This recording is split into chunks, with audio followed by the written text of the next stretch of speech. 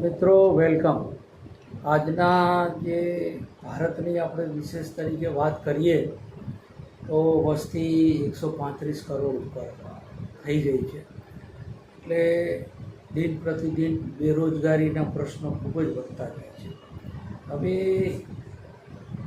યુવાનોમાં એવી લાગણી પ્રવર્તે છે કે અમારે આ ડિગ્રીનું કરવું શું, અમારી જે તો આપે એક તો સ્કિલ, ડિગ્રીની આમ કોઈ કિંમત નથી, તમારી જે સ્કિલ છે એ મહત્ત્વની છે. આજે એક કડિયાભાઈ હોય તો મહિને દાડે 35-36 હજાર કમાઈ લેતા હોય છે. જો એક એન્જિનિયર છે તો એમ વિચારે યાર મને તો 10,000માં ઓફર આવી, 12,000માં ઓફર આવી, તો એ નિરાશ થવાની જરૂર નથી. તમને કંઈ આવડતું નથી એ સમજી લો, તમને પણ 40-50 હજાર મળશે મહિને પ્રતિ માસ. એ ક્યારે કે તમે તમારા કોઈ પણ વિષયમાં નિષ્ણાત બનશો, થોડી સ્કિલ ડેવલપ કરશો. એટલે એવું વિચારવું નહીં. અને એ જે કડિયાભાઈ આજે 35-36 હજાર કમાય છે એની પાછળ એના 10-15 વર્ષ લાગી ગયા છે એ બધું શીખતા. તો એમને જે ટાઇલ્સના કારીગર હોય તો રોજનો એમનો જે રોજ હોય છે 1,000-1,500 રૂપિયા હોય છે. તો આ રીતે વિચારસરણી બદલવી પડે. ઘણા રાજનેતાઓ એમ કહેતા હોય છે કે ભાઈ કે આ પકોડા બેચના કોઈ કામ નહીં હે. આ તો એક જાતનું ઇન્સલ્ટ છે, પણ એમનો ઇશારો એવો છે કે કંઈક શોધો, કંઈક કામ કરો એમ. હવે આપને એક દાખલો આપું આ વસ્તુ સમજવા માટે કે શરૂઆતમાં ઘણા વર્ષો થયા એસટીડીપીસીઓ ચાલ્યા તો ઘણા બધા યુવાનો જે છે તે એસટીડીપીસીઓ ખોલીને કમાણી કરતા. એ બંધ થઈ ગયા. પછી સાયબર કાફે પણ ખુલ્યા અને ત્યાં નવા જે યુગમાં ટેકનોલોજીના કોમ્પ્યુટરમાંથી બધા શીખવા આવતા, મદદ કરતા એના પ્રોજેક્ટ્સ હોય. પછી ધીરે ધીરે સાયબર કાફે પણ બંધ થઈ ગયા. તો પછી શું કરવું? તો કંઈક નવું જે એ જ ફિલ્ડની અંદર કાંઈ એવું કામ હોય શીખી લેવું જોઈએ. અને ઘણા યુવાનોએ એ કર્યું પણ ખરા કે સાયબર ઝોન ખોલી અને બધાને આસિસ્ટ કરવા લઈ જાય. એ રીતે ત્યાં પણ કમાણી સારી છે.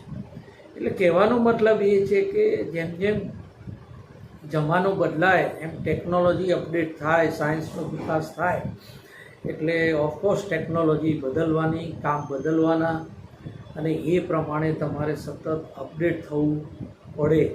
અને એના માટે થઈને તમારે હંમેશા એક માનસિક તૈયારી રાખવી પડે કે all is not lost, let us start a new beginning. એટલે હંમેશા આ તો મેં એક જ ફિલ્ડની વાત કરી.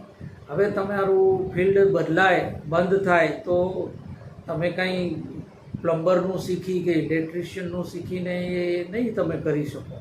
તમારે એ જ ફિલ્ડમાં શોધવું પડશે કે હવે આ જે મારી પાસે આવડત છે એનું કયા ફિલ્ડમાં કે ભાઈ રિટર્ન ફાઇલ કરવાનું, કે કંઈ કોઈને ટેક્સેશનમાં મદદ કરવાનું, કે પછી કોઈ એવી એપ છે એમાં મદદ કરવાનું, સરકારની ઘણી બધી યોજનાઓ છે એમાં લોકોને મદદરૂપ થાવ, એવું કાંઈ મને કોઈ કામ મળી રહેશે. તો આ પ્રમાણે યુવાનોએ હતાશ થવાની જરૂર નથી. ચાલો આપણે, અને નો ડાઉટ તમને એવો શોખ હોય અને ખરેખર એવી હિંમત હોય તો તમે કોઈ ફૂડ જોઈન્ટ પણ ખોલી શકો છો. કોઈ શરમની વાત નથી. કોઈ કામ ઊંચું નીચું નથી. શું ઊંચું નીચું કામ એવું એની મારી તરફથી વ્યાખ્યા એ છે કે તમે કોઈને છેતરવાના ધંધા કરો તો એ નીચું કામ છે, એ ગંદકીનું કામ છે. પણ જ્યાં સુધી મહેનત મજૂરીનું કામ છે તો તમે સફાઈના પણ કોન્ટ્રાક્ટો રાખી શકો છો, સિક્યોરિટીના કોન્ટ્રાક્ટ રાખી શકો છો, લિફ્ટ મેન્ટેનન્સના કોન્ટ્રાક્ટ રાખી શકો છો.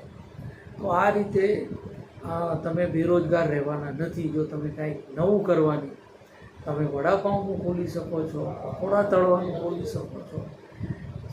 આજકાલ મેક્સિકન ફૂડ, તે international whatever it may be. તો ભલે ગમે ના ગમે એ એક હિંમત કરી અને ચાલુ કરી દો.